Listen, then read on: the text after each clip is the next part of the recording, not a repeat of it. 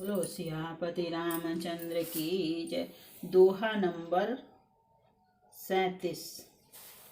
पुलक बाटिका बागवन सुख सुविहंग बिहारु माली सुमन स्नेह जल सींचत लोचन चारु। सियावर रामचंद्र पद जय शरणम शंकर हरि ओम जय जय सिया राम।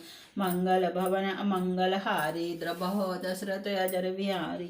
श्री राम जय जय राम, श्री राम जय जय राम। कथा में जो रोमांच होता है वही वाटिका बाग और वन है, और जो सुख होता है वही सुंदर पक्षियों का विहार है। निर्मल मन ही माली है, जो प्रेम रूपी जल से सुंदर नेत्रों द्वारा उनको सींचता है। जो लोग इस चरित्र को सावधानी से गाते हैं वे ही इस तालाब के चतुर रखवाले हैं, और जो स्त्री पुरुष सदा आदर पूर्वक इसे सुनते हैं वे ही इस सुंदर मानस के अधिकारी उत्तम देवता हैं। जो अति दुष्ट और विषय हैं वे अभागे बगुले और कौए हैं, जो इस सरोवर के समीप नहीं जाते, क्योंकि यहाँ इस मानस सरोवर में घोंघे मेंढक और सेवार के समान विषय रस की नाना कथाएं नहीं हैं। इसी कारण बेचारे कौए और बगुले रूपी विषयी लोग यहाँ आते हुए हृदय में हार मान जाते हैं, क्योंकि इस सरोवर तक आने में कठिनाइयाँ बहुत हैं। श्री राम जी की कृपा बिना यहाँ नहीं आया जाता। घोर कुसंग ही भयानक बुरा रास्ता है। उन कुसंगियों के वचन ही बाघ सिंह और सांप हैं। घर के काम काज और गृहस्थी के भांति भांति के जंजाल ही अत्यंत दुर्गम बड़े बड़े पहाड़ हैं। मोह मद और मान ही बहुत से विहड़ वन हैं, और नाना प्रकार के कुतर्क ही भयानक नदियां हैं। जे श्रद्धा संबल रहित नहीं संतन कर साथ, तिन कहूँ मानस अगम अति जिन्है न प्रिय रघुनाथ। सियावर रामचंद्र पद जय शरणम शंकर हरि ओम जय जय सिया राम। मंगल भवन अमंगल हारी द्रबहो दशरथ अजर बिहारी। श्री राम जय जय राम, श्री राम जय जय राम।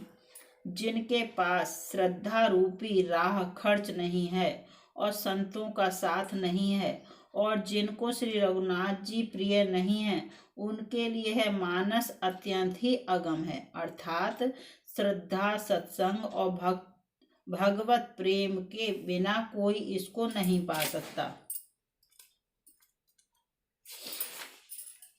यदि कोई मनुष्य कष्ट उठाकर वहां तक पहुंच भी जाए तो वहां जाते ही उसे नींद रूपी जूड़ी आ जाती है। हृदय में मूर्खता रूपी बड़ा कड़ा जाड़ा लगने लगता है, जिससे वहां जाकर भी वह अभागा स्नान नहीं कर पाता। उससे उस सरोवर में स्नान और उसका जलपान तो क्या किया नहीं जाता, वह अभिमान सहित लौट आता है।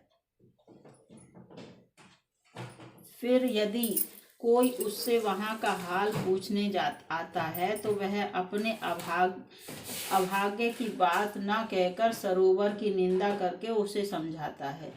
ये सारे विघ्न उसको नहीं व्यापते, बाधा नहीं देते।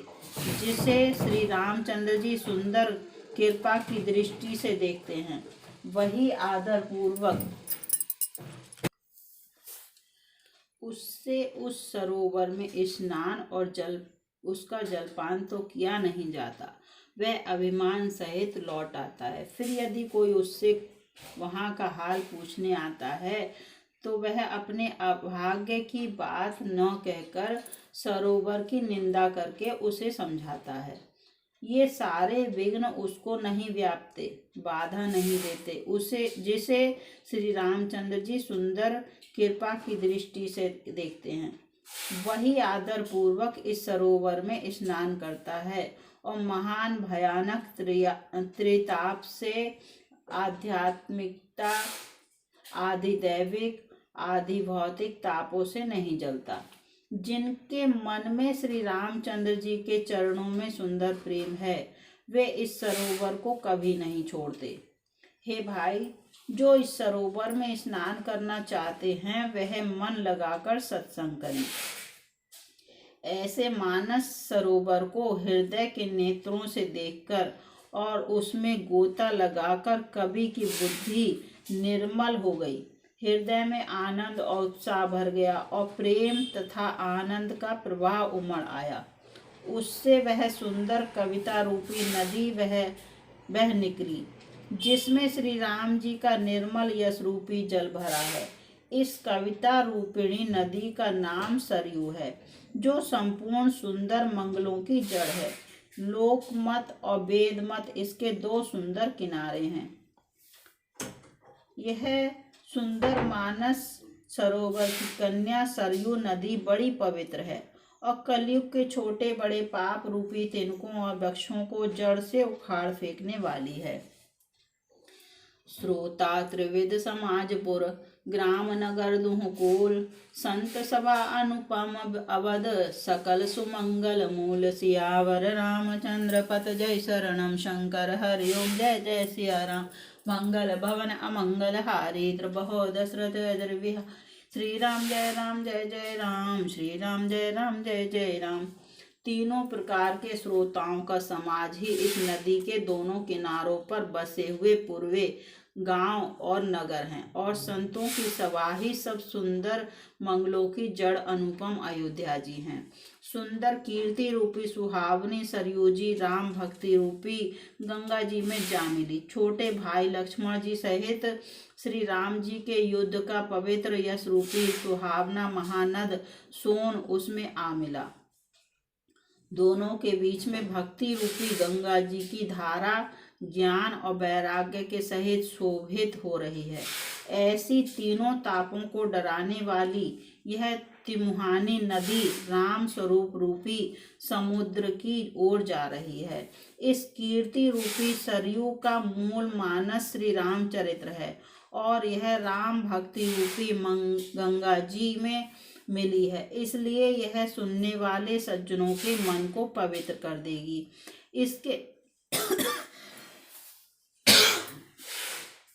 इसके बीच बीच में जो भिन्न भिन्न प्रकार की विचित्र कथाएं हैं वे ही मानो नदी तट के आसपास के वन और बाग हैं। श्री पार्वती जी और श्री शिव जी के विवाह के बाराती इस नदी में बहुत प्रकार के असंख्य जलचर जीव हैं। श्री रघुनाथ जी के जन्म की आनंद बधाइयां ही इस नदी के भंवर और तरंगों की मनोहरता है। बाल चरित चहुबंधु के बनज विपुल बहुरंग निरप्राणी परिजन सुकृत मधुकर बारी विहंग सियावर रामचंद्र पद जय शरणम शंकर हरिओम जय जय सिया राम।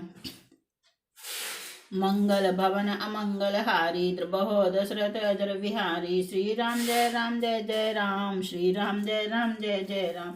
चारों भाइयों के जो बाल चरित्र हैं वे ही इसमें खिले हुए रंग बिरंगे बहुत से कमल हैं। महाराज श्री दशरथ जी तथा उनकी रानियों और कुटुंबियों के सत्कर्म पुण्य ही भ्रमर और जल पक्षी हैं।